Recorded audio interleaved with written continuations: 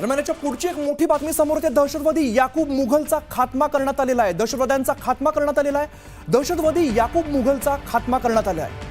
Operation सिंदूरमध्ये Yakub Mughal हा ठार झाला असल्याचं कळतंय। याकूब हा बिलाल टेरर कॅम्पचा प्रमुख होता आणि त्याला ठार करण्यात भारतीय सैन्याला यश आलं असल्याचं पाहायला मिळतंय।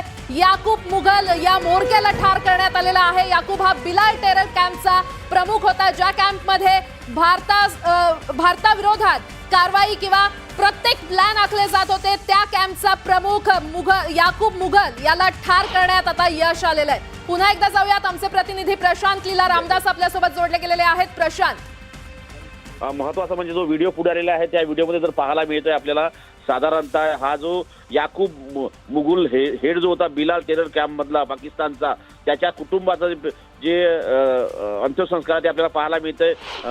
त्यामध्ये जर बघितलं आपण ज्या पद्धतीने मोठ्या संख्येने तिथे सगळे लोक एकत्र आलेले आहेत आणि ज्या पद्धतीनं हा जो याकूब मुघल आहे याच्या कशा पद्धतीने अंत्यसंस्कार होत आहे आणि त्यानिमित्ताने जी प्रार्थना केली जात आहे ते देखील आपल्याला पाहायला मिळते। एक मोठी कारवाई आपल्याला पाहायला मिळते। याशिवाय एक मोठी घडामोड पुन्हा घडलेली आहे। आपल्याला माहितच सांगायचं वाटतं की उद्या केंद्र सरकारच्या वतीनं सर्वपक्षीय बैठक बोलवली आहे। उद्या सकाळी 11 वाजता केंद्र सरकारनं सर्वपक्षीय बैठक बोलवली आहे। स्वर्णा,